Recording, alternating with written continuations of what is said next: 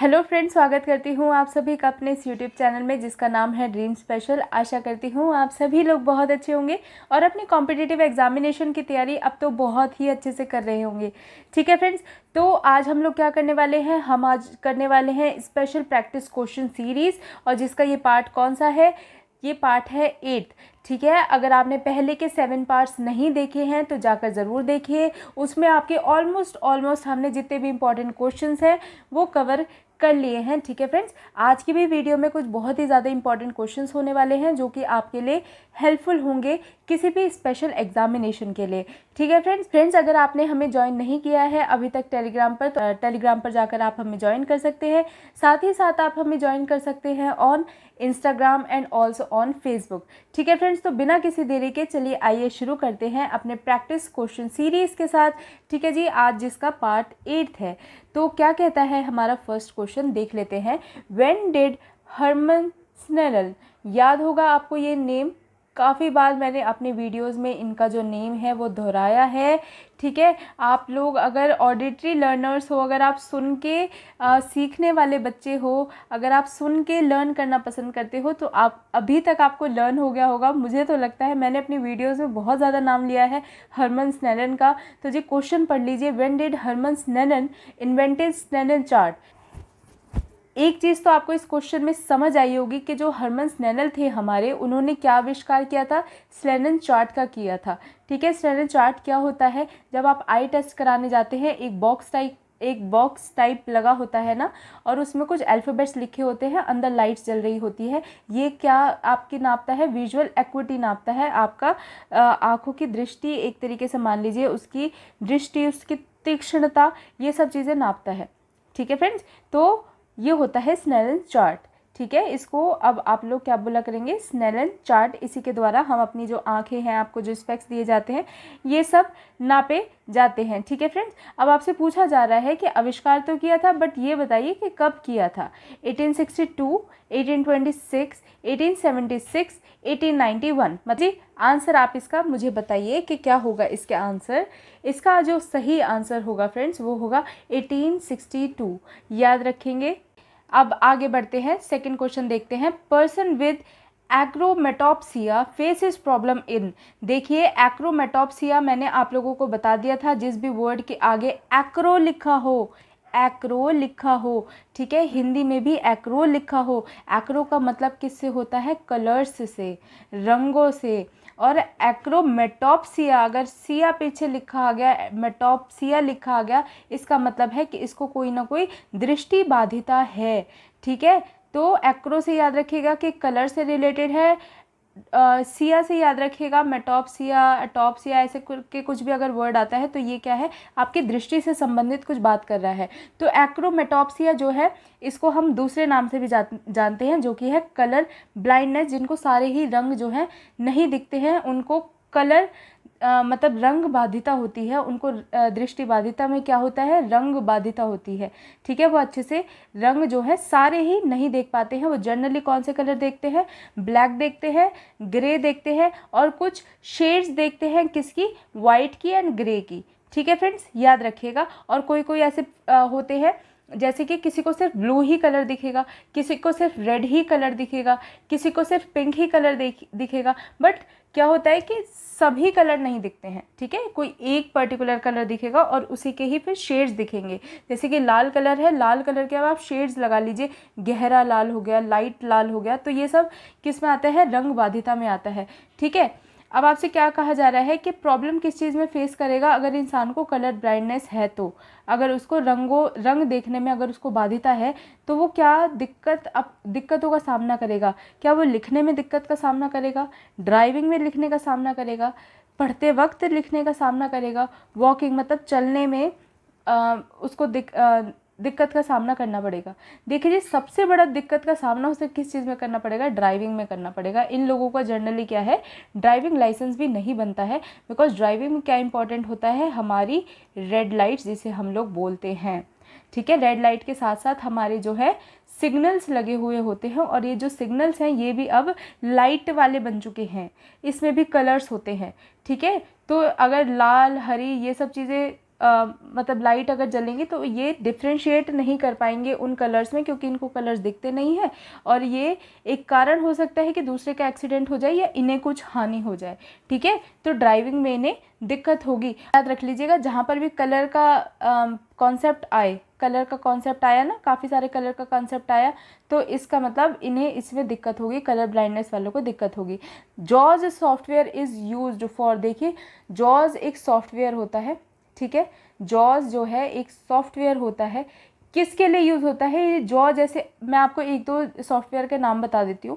ठीक है, ये कुछ सॉफ्टवेयर होते हैं जो कि एक बच्चा यूज़ करता है। जैसे मान लीजिए किसी बच्चे ने यहाँ पर बोला, उसको ये रिटन शीट पे, मतलब कंप्यूटर में ये इंस्टॉल करना होता है, ये रिटन शीट पे यहाँ पर लिखता हुआ आ जाएगा और साथ साथ ये कंप्यूटर बोलेगा भी। ठीक है, उसको वर्बली बताएगा भी। ठीक है, तो ऐसे भी कुछ होते हैं स्पीच कन्वर्टर, जैसे कि इसको हम बोलते हैं स्पीच कन्वर्टर। ठीक है, जैसे ये बच्चा बोलेगा यहाँ पर लिखित रूप में आ जाएगा, साथ ही साथ ये जो लैपटॉप है, कंप्यूटर है, ये बच्चे को बोलकर भी बताएगा कि मैंने अपनी स्क्रीन पर लिखा क्या है। ठीक है फ्रेंड्स, तो आपसे बोला जा रहा है कि किसके लिए इंपॉर्टेंट होते हैं?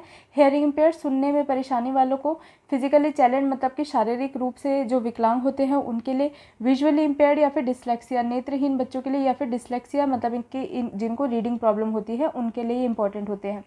देखिए जी, जो ये जॉज होंगे, ये जो सॉफ्टवेयर है, और ये एक स्पीच कन्वर्टर जो एक सॉफ्टवेयर है, स्पीच कन्वर्टर, याद रखिएगा, जॉ होगा या फिर स्पीच कन्वर्टर होगा। ये दोनों सॉफ्टवेयर किसके लिए यूज़ होते हैं? विजुअली इम्पेयर्ड बच्चों के लिए यूज़ होते हैं। जैसे कि मैंने आप लोगों को अभी अभी बताया कि मान लीजिए कोई बच्चा कुछ बोलेगा, अब हेयरिंग इम्पेयर्ड बच्चा, वो अगर कोई हेयरिंग इम्पेयर्ड बच्चा होगा तो वो तो टाइप भी कर सकता है। ठीक है, वो बच्चा टाइप भी कर सकता है। मैंने आपको अभी बताया कि ये वाला जो सिस्टम है ये क्या करता है, अगर एक बच्चा कुछ बोल रहा है तो यहाँ पर स्क्रीन चल रही है, जो भी ये बोलेगा यहाँ पर वो रिटर्न में आता रहेगा। और ये जो कंप्यूटर है ये मनुष्यों की तरह बात करेगा, किससे? ब्लाइंड बच्चे से। ठीक है फ्रेंड्स, तो ये दोनों जो सॉफ्टवेयर हैं ये याद रखिएगा, बिल्कुल भी भूलिएगा मत। जॉ और स्पीच कन्वर्टर किसके लिए है? विजुअल इम्पेयर्ड, नेत्रहीन बच्चों के लिए हैं। ठीक है जी, नेक्स्ट क्वेश्चन पे चलते हैं। The first book written in Braille was, देखिए इसमें आप कंफ्यूज मत होइएगा। एक तो चलिए सबसे पहले मैं आपको इसके ऑप्शंस पढ़ा देती हूँ, उसके बाद मैं आपको क्लियर करती हूँ। ब्रेल लिपि में लिखी गई प्रथम पुस्तक कौन सी थी? ठीक है जी, अब आप इसके नाम देख लीजिए। बापूजी की झांकियाँ, ठीक है जी, लाइफ ऑफ ब्लाइंड मतलब कि अंधों का जीवन, a brief history of France, France का एक संक्षिप्त इतिहास, डार्क वर्ल्ड मतलब कि अंधेरी दुनिया। देखिए जी, मैं आपको बताना चाहूँगी कि ये जो फर्स्ट क्वेश्चन ने आपके साथ थोड़ी सी ट्रिक खेल दी है। यहाँ पर ट्रिक किस तरीके से खेलती है, उसने बोला है कि फर्स्ट बुक इन ब्रेल कौन सी थी। देखिए जी, फर्स्ट बुक अगर पूछा जाए हमेशा टिक करके आना, अगर ऑप्शंस में है ब्रीफ हिस्ट्री ऑफ फ्रांस। अगर आपसे फर्स्ट बुक इन इंडिया पूछा जाता है, लिखा होगा वहाँ पे इंडिया पूछा जाता है, तो बापूजी की झांकियाँ याद रखिएगा। ठीक है, बापूजी की झांकियाँ इंडिया में प्रथम थी, और ब्रीफ हिस्ट्री मतलब कि फ्रांस का एक संक्षिप्त इतिहास, ये कौन सी थी? वर्ल्ड में, इतिहास में थी, मतलब वर्ल्ड में पहली थी। ठीक है, तो हमसे ना ही यहाँ पे इंडिया लिखा गया है और ना ही यहाँ पे वर्ल्ड लिखा गया है, और हमें ऑप्शन में क्या है? दोनों ही चीज़ दे दी है, बापूजी की झांकियाँ भी दे दी है, ब्रीफ हिस्ट्री ऑफ फ्रांस भी दे दी है। पर हमसे अगर प्रथम पूछी है तो हम प्रथम ही बताएंगे ये है brief history of France, France का एक संक्षिप्त इतिहास। अगर आपको ये ऑप्शन नहीं दिखता है, मान लीजिए ये ऑप्शन नहीं दिखता है, कोई और ऑप्शन यहाँ पर दे देते हैं, और आपको क्वेश्चन सेम है, इंडिया और वर्ल्ड कुछ भी नहीं लिखा हुआ, तो आप बापूजी की झांकियाँ लगा के आएंगे। उसका मतलब है क्वेश्चन किस संदर्भ में पूछ रहा है? इंडिया के संदर्भ में आपसे पूछ रहा है। ठीक है जी, याद रखिएगा। ठीक है, नेक्स्ट क्वेश्चन पढ़ते हैं। The child is not able to raise both arms comes under which category of disabilities, बच्चे दोनों हाथ नहीं उठा पा रहा है, यह किस श्रेणी में आता है? ठीक है जी, काफ़ी बार मैं आप लोगों को बता चुकी हूँ, इंटेलेक्चुअल डिसेबिलिटीज़, बौद्धिक विकलांगता होगी, इसी वजह से वो दोनों हाथ नहीं उठा पाएगा। सेंसरी डिसेबिलिटीज़ होगी, मतलब कि संवेदी अक्षमता होगी, मतलब कि सूंघने में, देखने में, बोलने में, टेस्ट करने में, ऐसे सेंस मतलब जो सेंसेस से रिलेटेड हमारी डिसेबिलिटीज़ होंगी। उसमें इनको दिक्कत होगी तभी वो हाथ नहीं उठा पाएगा, मल्टीपल डिसेबिलिटीज़ होगी वो तभी हाथ नहीं उठा पाएगा, या फिर लोकोमोटर डिसेबिलिटीज़ होगी तब वो हाथ नहीं उठा पाएगा। देखिए जी, अगर यहाँ पर लोकोमोटर डिसेबिलिटीज़ नहीं लिखा होता ना, लोकोमोटर डिसेबिलिटी एक अच्छा ऑप्शन है, इसको हम चूज़ करके आते हैं अगर हमें और कोई भी समझ नहीं आता तो। देखिए इंटेलेक्चुअल डिसेबिलिटीज़ रॉन्ग है, सेंसरी डिसेबिलिटीज़ का कोई मतलब नहीं है, विजुअली इम्पेयर्ड हो, हेयरिंग इम्पेयर्ड हो, हाथ वो उठा पाएगा अपने। ऑलराइट, इसके बाद अगर यहाँ पे लोकोमोटर डिसेबिलिटीज़ नहीं लिखा होता तो हम मल्टीपल डिसेबिलिटीज़ लिख के आते, ठीक है। मल्टीपल डिसेबिलिटीज़ में ज़्यादातर ऐसी विकलांगताएं भी देखी गई हैं जो कि शरीर से मतलब कि फिज़िकल रूप से भी आती हैं, प्लस कौन सी है, हमारे मानसिक रूप से भी आती हैं, तो हम मल्टीपल डिसेबिलिटीज़ लगा के आते। बट फ्रेंड्स यहाँ पर लोकोमोटर डिसेबिलिटी है, मोटर से याद रखिएगा, मोटर से याद रखिएगा, हमारे जोड़ों में दिक्कत होती है, हड्डियों में दिक्कत होती है, मसल्स में दिक्कत होती है। लोकोमोटर लिखा गया, जोड़, ये जोड़ है, इन जोड़ों के कारण वो दोनों हाथ नहीं उठा पाएगा। अगर ये चीज़ सेम लाइंस अगर ये आपके पैरों के लिए भी लिखी होती तब भी ये लोकोमोटर डिसेबिलिटीज़ में ही आता, ठीक है जी, याद रखिएगा इस बात को। आगे चलते हैं। अकॉर्डिंग टू एनसीबीआर की आप फुल फॉर्म देख लीजिए, नेशनल क्राइम रिकॉर्ड्स ब्यूरो, ठीक है जी। ये जो है हमारे क्राइम के क्या है, रिकॉर्ड रखता है, ये एक ऐसा बोर्ड है एनसीबीआर, याद रखिएगा, national crime record bureau. Which state is recorded highest number of acid attacks. देखिए जी, पूछा क्या जा रहा है, हिंदी वाले सुन लीजिए। एनसीबीआर नेशनल क्राइम रिकॉर्ड ब्यूरो के अनुसार किस राज्य में सबसे अधिक एसिड अटैक दर्ज किए गए हैं? आपको पता है। अब मैंने ये वाला क्वेश्चन इसमें क्यों डाला है, देखिए हमने जो 2016 आरपीडब्ल्यूडी एक्ट पढ़ा है उसमें 21 डिसेबिलिटीज़ पढ़ी हैं। 21 डिसेबिलिटीज़ में हमारे क्या है, एसिड अटैक विक्टिम भी आते हैं जिनके ऊपर एसिड फेंका गया है, उनकी दृष्टिहीनता हो गई है, किसी भी तरीके से उनको शारीरिक हीनता हो गई है, अक्षमता आ गई है उनके शरीर में, तो ऐसे लोगों को भी इंक्लूड किया गया है, ठीक है। अब इंक्लूड क्यों किया गया है, इसकी हिस्ट्री भी आप लोगों को पता होनी चाहिए। हमारे जो कुछ रिकॉर्ड्स हैं, जो एनसीबीआर हैं, जो हमारे रिकॉर्ड्स रखते हैं, ये बताते हैं कि ये जो एसिड अटैक के जितने भी मामले हैं ना, ये काफ़ी ज़्यादा आ रहे थे पिछले कुछ सालों में। 2020 से जितने भी साल पहले गए हैं इसमें बहुत ज़्यादा आ रहे थे, आपने, ठीक है। तो 2020 से पहले काफ़ी ज़्यादा इसके बारे में केसेस आ रहे थे। तब हमने सोचा, तब गवर्नमेंट ने सोचा हमारी कि हमें इसके लिए भी कुछ प्रावधान बनाना चाहिए, क्योंकि उनका चेहरा, उनका शरीर, उनको इस तरीके से विकलांगता हो जाती है, इस तरीके से उनका शरीर हो जाता है कि उनको कोई भी ना तो पढ़ाना चाहता है, ना उनको कोई गवर्नमेंट तो ठीक है, कोई भी जॉब नहीं देना चाहता है, कहीं पे भी वो अपना जो जीवन है वो सिक्योर नहीं समझते हैं। तो इन लोगों के लिए भी प्रावधान बना दिया गया है, ठीक है फ्रेंड्स। अब आपसे पूछा गया है कि नेशनल सबसे ज़्यादा अधिक जो है मामले कहाँ पे दर्ज किए गए हैं, उत्तर प्रदेश में, असम में, वेस्ट बंगाल में, या फिर झारखंड में, ठीक है जी। आंसर देख लीजिए, इसका जो सही आंसर है वो है वेस्ट बंगाल। वेस्ट बंगाल एक ऐसा क्षेत्र है जहाँ पर सबसे ज़्यादा हमारे क्या है, जितने भी एसिड अटैक के केस है वो सबसे ज़्यादा रिकॉर्ड किए गए हैं। वेस्ट बंगाल पहले नंबर पे है, दूसरे नंबर पे उत्तर प्रदेश है, तीसरे नंबर पे है दिल्ली, ठीक है। दिल्ली जो इतनी छोटी सी है ना, पर बहुत ज़्यादा तेज़ है ये दिल्ली, ठीक है। इतने भी अच्छे लोग नहीं रह रहे हैं दिल्ली में, ठीक है। हर इंसान दूसरे इंसान से अलग है, तो अपनी सेफ्टी अपने हाथों में है, ठीक है जी। पर आप लोगों को ये जो रिकॉर्ड्स है इनका भी पता होना चाहिए, ठीक है जी।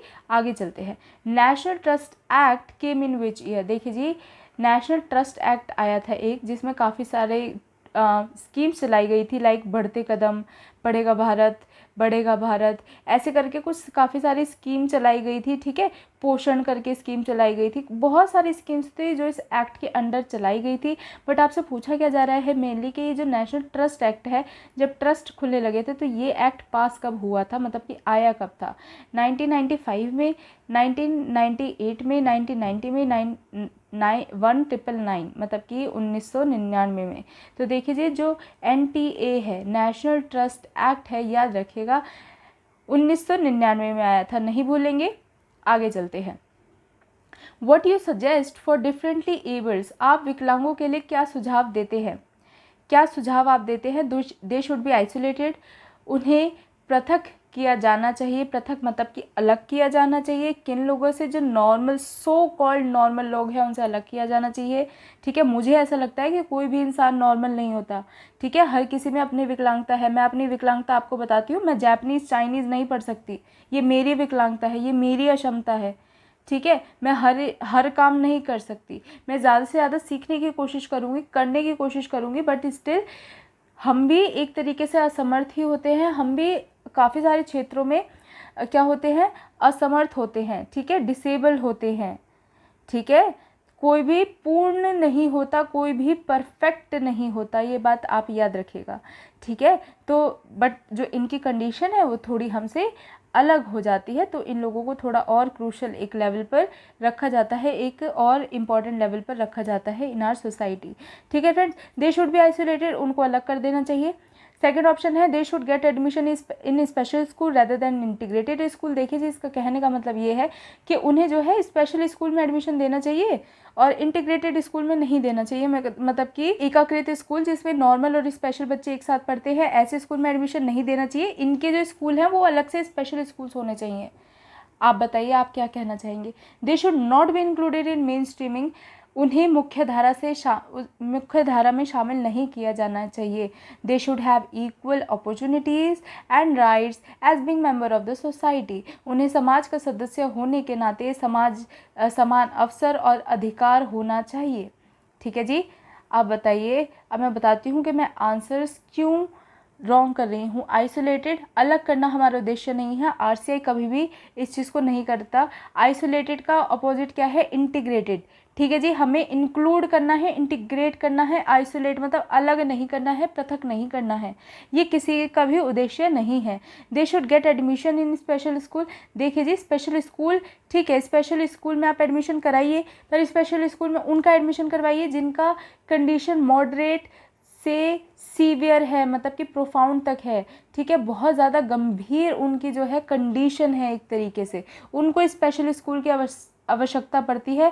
जो कि पढ़ने के ज़्यादा योग्य नहीं होते, उनको क्या सिखाई जाती है? लाइफ स्किल सिखाई जाती है, जीवन जीने के तरीके सिखाए जाते हैं, उनके लिए स्पेशल स्कूल्स होते हैं।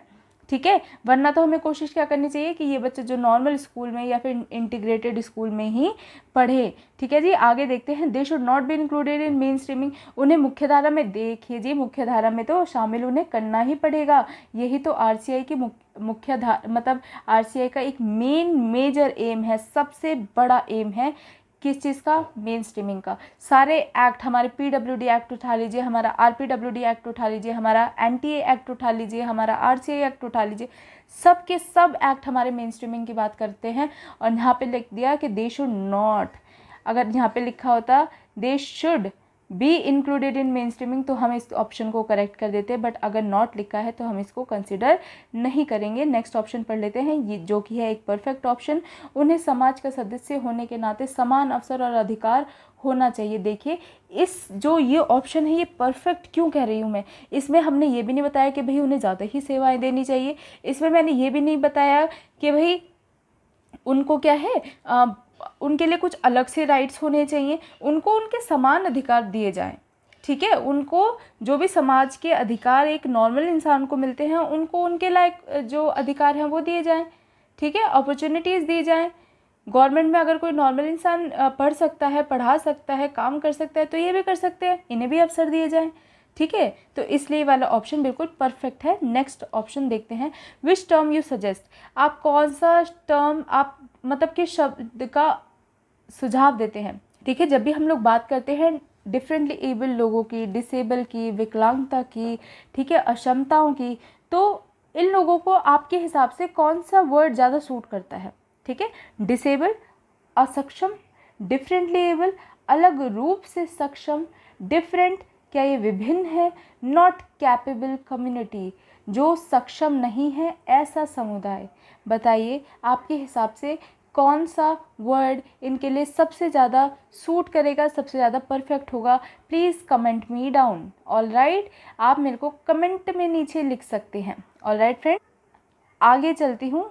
ठीक है फ्रेंड्स, मैं इस चीज़ का आंसर, इस क्वेश्चन का पर्टिकुलर आंसर नहीं दूंगी, क्योंकि आप मेरे मुंह से भी काफ़ी बार सुन चुके हैं कि मैं इन लोगों के लिए, इन बच्चों के लिए क्या वर्ड यूज़ करती हूँ in each and every video. Alright friends, आगे देखते हैं। What is the full form of MMR का फुल फॉर्म क्या है? फुल फॉर्म का भी एक जो PDF है टेलीग्राम पे मैंने शेयर कर दिया है। ठीक है फ्रेंड्स, याद रखिएगा। आप, मुझे लगता है कि आप लोगों को ये वाला आंसर पता होना चाहिए अगर आपने वो PDF अच्छे से पढ़ी है तो, अगर आप अपने एग्जामिनेशन के लिए प्रिपेयर हैं तो। ठीक है जी। मल्टीपल मेंटल रिटार्डेशन, एकाधिक मतलब एक से ज़्यादा मानसिक मंदता। मीनिंगफुल माइल्ड रिन्फोर्समेंट, ठीक है जी। माइल्ड मेंटल रिटार्डेड, हल्के मानसिक मंद, या फिर मॉडरेट मेंटल रिटार्डेड, मध्यम मानसिक मंदता। देखिए ये जो दोनों, सबसे पहले मैं आपको बता दूं कि मल्टीपल ऐसा भी कुछ नहीं होता। Multiple mental retardation, mental retarded अगर कोई बच्चा है, मेंटली इल बच्चा है, तो उसको मेंटली इल ही बोला जाएगा। ठीक है। मल्टीपल मेंटल रिटार्डेशन क्या होती है? आपने कभी सुना है ऐसा वर्ड कि मानसिक मंदता तो है बट बहुत सारी मानसिक मंदता है? नहीं, मानसिक मंदता है तो एक ही श्रेणी में रखा जाएगा, मानसिक मंदता की श्रेणी में, मेंटल रिटार्डेशन की श्रेणी में ही रखा जाएगा। ऑलराइट, तो इसलिए वाला ऑप्शन कट जाता है। मीनिंगफुल माइल्ड रिन्फोर्समेंट, देखिए जी, मीनिंगफुल मैंने अभी तक माइल्ड रिन्फोर्समेंट की बात करी है, रिन्फोर्समेंट की बात करी है मैंने कि भाई एक बच्चे को पनिशमेंट भी दी, क्या होनी चाहिए? हर एक चीज़ मीनिंगफुल होनी चाहिए, ये मैंने बताया था। रिन्फोर्समेंट होनी चाहिए, मतलब कि हर एक चीज़ को बढ़ावा कहना चाहिए, बढ़ावा देना चाहिए बच्चों को। कोई अच्छा काम किया है तो शाबाश बेटा, बहुत अच्छा काम किया, डू गुड नेक्स्ट टाइम, और अच्छे से करना है। ठीक है। उसको अगर कुछ आपको नेगेटिव रिन्फोर्समेंट भी देनी है कि आपकी बार आपने थोड़ा कम अच्छा काम किया है, पिछली बार आपने बहुत अच्छा काम किया था, तो ये एक तरीके से रिइंफोर्समेंट हो जाती है, बट अलग तरीके की रिइंफोर्समेंट हो जाती है। बट मैंने ऐसा कोई वर्ड आपको माइल्ड रिइंफोर्समेंट जैसा कुछ भी नहीं बताया है। Reinforcement is reinforcement. ठीक है फ्रेंड्स। इसके बाद माइल्ड मेंटल रिटार्डेशन, हल्के मानसिक मंद। देखिए माइल्ड तो मैंने बताया था। ठीक है। अब आपको क्या है, इन दोनों ऑप्शंस में ना कन्फ्यूजन हो सकती है। जो इसका सही आंसर है वो है mild mental retarded. Mild mental retarded से हमारा क्या मतलब है कि जो माइल्ड बच्चे होते हैं वो पढ़ने लिखने योग्य होते हैं, उनको क्या है, उनको शिक्षा दी जा सकती है। मॉडरेट मेंटल रिटार्डेशन जैसा कोई शब्द नहीं है अभी तक, मतलब फुल फॉर्म नहीं है अभी तक। माइल्ड मेंटल रिटार्डेड अभी तक फुल फॉर्म है। ठीक है, याद रखिएगा, माइल्ड मेंटल रिटार्डेड। ठीक है, हल्के मानसिक मंद। IDD covers which of these condition, IDD इनमें से कौन सी शर्तें शामिल है? शर्तें नहीं, कंडीशंस शामिल है, ये आपसे पूछा जा रहा है। ठीक है। आईडीडी मैं आप लोगों को बता चुकी हूँ, आईडीडी वाली वीडियो नहीं देखी है तो जाकर ज़रूर देखिएगा। ठीक है जी। फर्स्ट ऑप्शन है हमारा मेंटल रिटार्डेशन, मानसिक मंदता आती है इसमें। इंटेलेक्चुअल डिसेबिलिटीज़ आती है इसमें, मतलब कि बौद्धिक विकलांगता आती है। डेवलपमेंटल डिसेबिलिटीज़ आती है, विकास असमर्थता आती है। All of the above. देखिए जी, आईडीडी वाली वीडियो में मैंने आपको बहुत अच्छे से क्लियर कर दिया था कि इसमें मेंटल रिटार्डेशन भी आ जाती है, इंटेलेक्चुअल डिसेबिलिटीज़ भी आ जाती है, डेवलपमेंटल डिसेबिलिटीज़ ये भी आ जाती है। ठीक है, answer is all of the above, मतलब कि ऊपर के सभी। Special education is focused on, विशेष शिक्षा का पर केंद्रित है, क्या केंद्रित है? To meet the unique needs of children with disability, विकलांग बच्चे की अनूठी ज़रूरतों को पूरा करने के लिए। यस। सेकेंड है individually planned arrangement of teaching procedure, शिक्षण प्रक्रिया की व्यक्तिगत रूप से नियोजित व्यवस्था। जी हाँ, इन लोगों के लिए अरेंजमेंट करनी पड़ती है, प्लान करनी पड़ती है। To provide additional services, supports and program. जी हाँ, हमें इनको अतिरिक्त सेवाएं, सहायता और कार्यक्रम प्रदान करने चाहिए। तो आंसर क्या है? All of the above. ठीक है जी। आगे बढ़ते हैं। Special education is related to, विशेष शिक्षा का संबंध किससे है? ठीक है, आपसे ये पूछा जा रहा है विशेष शिक्षा का जो संबंध है किससे है? एजुकेशन फॉर टैलेंटेड स्टूडेंट, प्रतिभाशाली छात्रों के लिए। एजुकेशनल प्रोग्राम फॉर डिसेबल्ड, विकलांगों के शैक्षिक कार्यक्रम। ट्रेनिंग प्रोग्राम फॉर टीचर्स, या फिर शिक्षकों के लिए प्रशिक्षण कार्यक्रम। सॉरी फ्रेंड्स, अगर मेरे से कोई हिंदी में अगर कुछ प्रॉब्लम हो जाए उच्चारण में, प्रोनाउंसिएशन में, तो आई एम रियली सॉरी। मेरी हिंदी थोड़ी सी अच्छी नहीं है, ठीक है, उच्चारण में अच्छी नहीं है, तो प्लीज़ एडजस्ट कर लीजिएगा, यही रिक्वेस्ट करूँगी। एंड डी ऑप्शन है हमारा ट्रेनिंग प्रोग्राम फॉर रिटार्डेड, मंद बुद्धि के लिए प्रशिक्षण कार्यक्रम। देखिए जी, जो हमारी स्पेशल एजुकेशन बोलती है, ना तो कोई कार्यक्रम वो मेंटली रिटार्डेड के लिए रखती है अलग से, ठीक है, अलग से कुछ नहीं करती है। ट्रेनिंग प्रोग्राम्स तो रखती है अलग, मतलब ट्रेनिंग प्रोग्राम्स तो रखती है टीचर्स के लिए, बट आपसे पूछा जा रहा है विशेष शिक्षा का किससे संबंधित है, क्या सिर्फ ये टीचर से ही संबंधित है? तो टीचर सिर्फ टीचर से संबंधित नहीं है, इसलिए हम ये वाला ऑप्शन भी काट देंगे। इसके बाद एजुकेशन फॉर टैलेंटेड स्टूडेंट्स, देखिए जी टैलेंटेड स्टूडेंट्स के लिए विशेष शिक्षा की क्या ज़रूरत है, ठीक है, ये भी ऑप्शन कट जाता है। आंसर आपका बचता है एजुकेशनल प्रोग्राम फॉर डिसेबल्ड, विकलांगों के लिए शैक्षिक कार्यक्रम, ठीक है जी। ऐसे कार्यक्रम जोड़े जाते हैं लाइक पढ़ाई के रूप में उनको कोई फिज़िकल एक्टिविटी करानी है, उसके रूप में एक प्लान्ड जो है व्यवस्था बनाई जाती है, एक प्लान्ड करिकुलम बनाया जाता है जिसमें डिसेबल बच्चों की किसके लिए डेवलपमेंट के लिए काम किया जाता है, ऐसी ही एजुकेशन उनको दी जाती है। तो that is all about special education. यही सब चीज़ें हैं जो हमें स्पेशल एजुकेशन के लिए बताती हैं, जिस पर स्पेशल एजुकेशन आधारित है, ठीक है जी। आधारित किस पे है? स्पेशल बच्चों पे है, ना कि टीचर्स, ना कि टैलेंटेड स्टूडेंट्स, या कि कोई ट्रेनिंग प्रोग्राम, किसी पर भी नहीं है। किस पे फोकस है? एजुकेशनल प्रोग्राम ऑफ डिसेबल्ड, ठीक है जी, एजुकेशन प्रोग्राम पे आधारित है। School must educate all children with disability regardless of, स्कूलों को सभी विकलांग बच्चों को शिक्षित करना चाहिए, चाहे वो कुछ भी हों। देखिए नेचर और सिवियरिटी ऑफ डिसेबिलिटी, विकलांगता की प्रकृति या गंभीरता कुछ भी हो, उनको टीच तो करना ही पड़ेगा ना, ठीक है। कुछ भी जेंडर हो उनको भी टीच करना पड़ेगा, कुछ भी एज हो उसको भी टीच करना पड़ेगा। सोशियो इकोनॉमिक स्टेटस, मतलब आप सामाजिक आर्थिक स्थिति आपकी कैसी है, ये बिना देखे भी आपको पढ़ाना पड़ेगा। कुछ भी एक डिफरेंट माइंड लेकर नहीं चलना है, ठीक है। कोई भी दो बच्चों के बीच में बायस नहीं होना है, मतलब कि भेद नहीं करना है किसी भी तरीके से।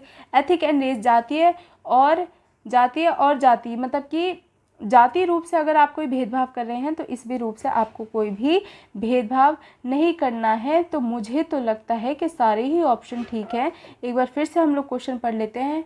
School must educate all children with disabilities regardless of, देखिए जी स्कूल को सभी डिसेबिलिटीज़ के बारे में पढ़ाना चाहिए। तो देखिए इसमें एक ही ऑप्शन नहीं है, वो है इसका क्या, वो है इसका ई ऑप्शन, जिसमें कि आना था ऑल ऑफ द अबव, ठीक है, मतलब कि ऊपर के सभी, ठीक है, क्योंकि इसमें सभी ठीक है। नेचर कैसा भी हो, सिवियरिटी गंभीरता कैसी भी हो डिसेबिलिटी की, हम तब भी पढ़ाएंगे। कुछ भी जेंडर हो, एज हो, हम तब भी पढ़ाएंगे। आर्थिक स्थिति कैसी भी हो, हम तब भी पढ़ाएंगे, ठीक है। कुछ ही किसी भी धर्म से आता हो, बिलोंग करता हो, हम तब भी पढ़ाएंगे बिना किसी भेदभाव के, ठीक है। इसके बाद देखते हैं which of the following is not the objective of special education, निम्नलिखित में से कौन विशेष शिक्षा का उद्देश्य नहीं है, याद रखिएगा नहीं है, ठीक है, नहीं है, याद रखिएगा। इसके बाद help in adjustment in environment, वातावरण में समायोजन में सहायता, जी हाँ। सेपरेट फ्रॉम मेन स्ट्रीमिंग, देखिए जी मेन स्ट्रीमिंग मुख्य धारा, तो ये हमारा उद्देश्य है। अब इसमें सेपरेशन की बात आ गई, मतलब कि अलगाव, अलग कर देना, तो ये ऑप्शन गलत हो जाता है। ब्रिंग एजुकेशन, ठीक है, मतलब हमसे नहीं पूछा गया है ना, नहीं पूछा गया है, तो ये ऑप्शन हम कंसीडर करेंगे, नहीं पूछा गया है, ठीक है। Bring educational opportunities at door step, जी हाँ, एजुकेशन अपॉर्चुनिटीज़ हमें डोर स्टेप पर देनी है। As being a special educator, to make familiar with their capabilities, उनकी क्षमताओं से परिचित कराने के लिए, जी हाँ, स्पेशल एजुकेशन इसलिए भी दी जाती है। बट हमसे क्वेश्चन में पूछा जा रहा है कि क्या उद्देश्य नहीं है, तो जी हेल्प करना भी उद्देश्य है, ठीक है। एजुकेशन अपॉर्चुनिटीज़ देना, अवसर देना भी हमारा उद्देश्य है। क्षमताओं को परिचित उनकी क्षमताओं को परिचित कराना, उन्हीं से ही परिचित कराना, उनके माँ बापों से परिचित कराना, ये भी हमारा उद्देश्य है। एक ही उद्देश्य नहीं है, सेपरेट करना, किसी भी तरीके से अलगाव करना, अलग करना हमारा उद्देश्य नहीं है, याद रखिएगा, ठीक है जी। इसके बाद special education is needed because, विशेष शिक्षा की आवश्यकता है, क्यों है विशेष आवश्यकता? Not all students learn the same way, सभी छात्र एक जैसे नहीं सीखते हैं, जी हाँ। Low achievers need to be separated, कम उपलब्धि वाले को अलग करने की ज़रूरत है। देखिए आप लोग भी अभी 12th करके आए हैं, आपकी क्लास में ज़रूर 1 या 2 बच्चे ऐसे होंगे जो हाई अचीवर्स नहीं होंगे, या फिर उनको हमेशा डांट पड़ती होगी, उनको हमेशा स्कोल्ड किया जाता होगा टीचर के द्वारा कि यार क्या काम करते हो तुम, मुझे तुम्हारा काम समझ नहीं आता, तुम्हारा काम हमेशा लेट रहता है, तो वो क्या होता है, लो अचीवर्स होते हैं। उनको ज़्यादा कॉन्सेप्ट जो है उनको डिटेल्ड में समझ नहीं आता है, एकदम से समझ नहीं आता है, बार बार समझाने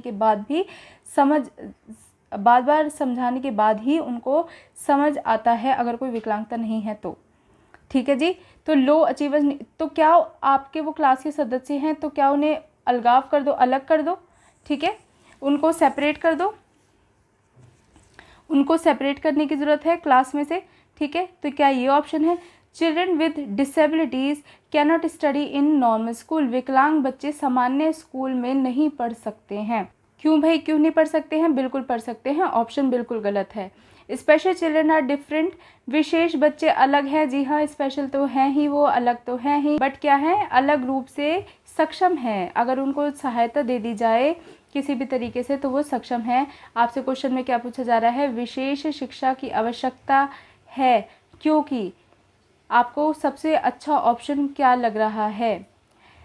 क्योंकि स्पेशल बच्चे अलग होते हैं, क्योंकि जो डिसेबिलिटीज़ वाले बच्चे हैं वो क्या है, नॉर्मल स्कूल में नहीं पढ़ सकते हैं, लो अचीवर्स को अलग कर देना चाहिए। तो देखिए जी, स्पेशल एजुकेशन मतलब कि विशेष शिक्षा की आवश्यकता इसलिए है क्योंकि हर स्टूडेंट एक तरीके से लर्न नहीं करता है, मतलब एक तरीके से नहीं सीखता है, सबका सीखने का तरीका अलग अलग होगा। इसलिए एक विशेष हमें शिक्षा जो करिकुलम है, जो एक पाठ्यचर्या है, उसको बदलने की ज़रूरत है, उसमें स्पेशल चीज़ें इंक्लूड करने की ज़रूरत है। ठीक है फ्रेंड्स, तो हर एक बच्चों की नीड को ध्यान में रखते हुए, आवश्यकताओं को ध्यान में रखते हुए हमें स्पेशल एजुकेशन जो है प्रदान करनी चाहिए। ठीक है जी। क्वेश्चन देखते हैं, the service of special education aims to support and empower, विशेष शिक्षा की सेवा का उद्देश्य समर्थन और सशक्तिकरण करना है। कैसे करेंगे आप? देखिए, जो आपसे देखिए सशक्तिकरण, मैं आपको इसका सीधा सीधा क्वेश्चन बता देती हूँ, मतलब बता देती हूँ, कि जो स्पेशल एजुकेशन है उसका मेन उद्देश्य क्या है, किसको सपोर्ट करना, किसको एम्पावर करना, मतलब सशक्त करना, उसका एक मात्र क्या है, उसका एम है, मतलब कि उसका एक उद्देश्य है। क्या पेरेंट्स एंड केयर टेकर्स को, माता पिता और देखभाल करने वालों को, उनको क्या सशक्त करना है। स्कूल एंड थेरेपिस्ट को, स्कूल को और चिकित्सक को उनको सशक्त करना है। एनजीओज़ को और टीचर्स को सशक्त करना है। पेरेंट्स को एंड स्पेशल चिल्ड्रंस को सशक्त करना है। मुझे तो ये तीन ऑप्शन बिल्कुल ही रेलेवेंट नहीं लग रहे हैं। Option D is the correct answer, माता पिता और विशेष बच्चों को सशक्त करना है। ठीक है, और कोई भी लोग इसमें इंक्लूड नहीं होते हैं। The major aim of special education is, विशेष शिक्षा का प्रमुख उद्देश्य है, प्रमुख उद्देश्य पूछा जा रहा है इस बार आपसे, to develop a realistic self concept in children with special needs, विशेष आवश्यकता वाले बच्चों में यथार्थवादी आत्म अवधारणा विकसित करना। टू डेवलप वोकेशनल एजुकेशन, व्यावसायिक शिक्षा का विकास करना। सी ऑप्शन है, to develop the spiritual side of an individual, किसी व्यक्ति के आध्यात्मिक पक्ष को विकसित करने के लिए। To develop fine motor movement skill, ठीक मोटर गति कौशल विकसित करने के लिए। देखिए, आपसे पूछा जा रहा है कि स्पेशल एजुकेशन का प्रमुख उद्देश्य क्या है। देखिए तो जी, हमारा प्रमुख जो उद्देश्य है वो है to develop a realistic self concept in children with special need, मतलब कि विशेष आवश्यकता वाले बच्चों में यथार्थवादी आत्म अवधारणा विकसित करना। देखिए, जो डिसेबल बच्चे होते हैं ना, उनका जो सबसे हिला हुआ कॉन्सेप्ट होता है, जिसमें उनको ट्रिगर होते हैं, वो परेशान होते हैं किस चीज़ को सोचकर, सेल्फ कॉन्सेप्ट उनका क्लियर नहीं होता। मैं क्या हूँ, मैं क्यों इस धरती पर हूँ, मेरे से ये नहीं होता, मैं क्यों बच्चों की तरह नहीं खेल पाता, मैं क्यों नहीं पढ़ पाता। उनका जो अपने बारे में अवधारणा है वो बिल्कुल गलत होती है। ठीक है, स्पेशल एजुकेशन का प्रमुख उद्देश्य क्या है कि उनका जो सेल्फ कॉन्सेप्ट, उन्होंने जो सेल्फ की अवधारणा अपने बारे में बना ली है, उसको ठीक करना है, रियलिस्टिक करना है, अपने ही साथ उनको कंफर्टेबल करना है कि भाई जो भी तुम्हारी कंडीशन है उसके साथ कंफर्टेबल हो जाइए, आप किसी से कम नहीं हैं। ठीक है जी, तो यही हमें डेवलप करना है, एक रियलिस्टिक सेल्फ कॉन्सेप्ट। ठीक है जी, समझ गए? नहीं समझ में आया तो बता दीजिएगा, नेक्स्ट वीडियो में आप लोगों के साथ मैं शेयर कर दूंगी। बाकी ये बची बातें, स्पिरिचुअल, फाइन मोटर, ये सब चीज़ें नहीं आती हैं, ये बकवास की चीज़ें हैं एकदम। आप लोग बिल्कुल पेपर्स में घबराइएगा मत। जो क्वेश्चन एप्ट जो क्वेश्चन बहुत अच्छी तरीके से आपको समझ में आ गया है उसको बहुत अच्छी तरीके से ऑप्शंस ज़रूर पढ़ लीजिएगा। कभी कभी आपको क्वेश्चन समझ में आ जाता है, ऑप्शन समझ नहीं आते हैं, रिलेट नहीं कर पाते हैं आप और आंसर गलत लगा के आ जाते हैं। ऑप्शन समझ में आ रहे होते हैं, क्वेश्चन समझ नहीं आ रहा होता।